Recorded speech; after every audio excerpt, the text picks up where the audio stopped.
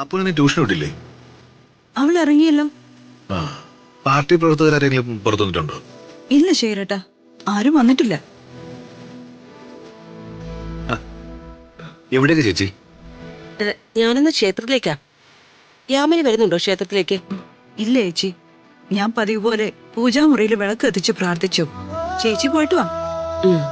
എന്താ ചേച്ചി, ഈ ദിവസം ഒരു ക്ഷേത്രത്തിലേക്ക് എന്തെങ്കിലും വഴിപാട് നടത്താനുണ്ടോ? ഉവ്വ്, ദീപകിന്റെ പേരിൽ ഒരു ശത്രു സംഹാര പൂജ നടത്തണം. ദിവസങ്ങൾ കഴിയും തോറും അവന് ശത്രുക്കൾ കൂടി വരികയാണല്ലോ. ദീപകിന്റെ ശത്രുക്കളെ കുറയ്ക്കാൻ വേണ്ടിട്ട് ചേച്ചി ക്ഷേത്രത്തിൽ പോയി അവന് ശത്രുസംഹാര പൂജ നടത്തിയിട്ട് ഒരു കാര്യവുമില്ല. അവന്റെ കയ്യിലിരിപ്പ് നേരാകാൻ എന്തെങ്കിലും വഴിപാടുണ്ടോന്ന് ക്ഷേത്രത്തിൽ നിന്ന് അന്വേഷിച്ചു നോക്ക്. ശേഖര, നീ ഇങ്ങനെ ഓരോന്നും പറഞ്ഞ് അവനെ ഇറിറ്റേറ്റ് ചെയ്യുന്നത് കൊണ്ടാ നിന്നെ അവന് തീരെ ഇഷ്ടമല്ലാത്തത്. എടാ, നീ അവന്റെ അമ്മാവനല്ലേ? എന്നിട്ടും നീ എന്താ അവനെ മനസ്സിലാക്കാതെ ഒരു ശത്രുവിനെ പോലെ കാണുന്നേ? നിനക്ക് രാജുവിനെ പറ്റി പറയാൻ 100 നാവാണല്ലോ.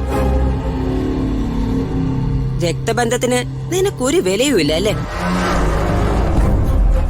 ചെറുപ്പത്തിലേ അമ്മ നിന്നെ എടുത്തോണ്ട് നടന്നതിനേക്കാൾ കൂടുതലേ എടുത്തോണ്ട് നടന്നിരുന്നത് ഞാനല്ലേടാ. എന്നിട്ടും എന്റെ മോനോട് നിനക്ക് വെറുപ്പും ദേഷ്യവും. ശേഖര, എല്ലാം എല്ലായ്പ്പോഴും ഒരുപോലെ ആയിരിക്കില്ല. കാലം മാറും. പിന്നീടൊരിക്കൽ നിനക്കൊരാപത്ത് വന്നാ, എന്തെങ്കിലും ഒരു ആവശ്യം വന്നാ, അന്ന് നിനക്ക് ഈ പറയുന്ന രാജുവും ഋതികയും ഒന്നും കാണില്ല. എന്റെ മകനെ കാണൂ.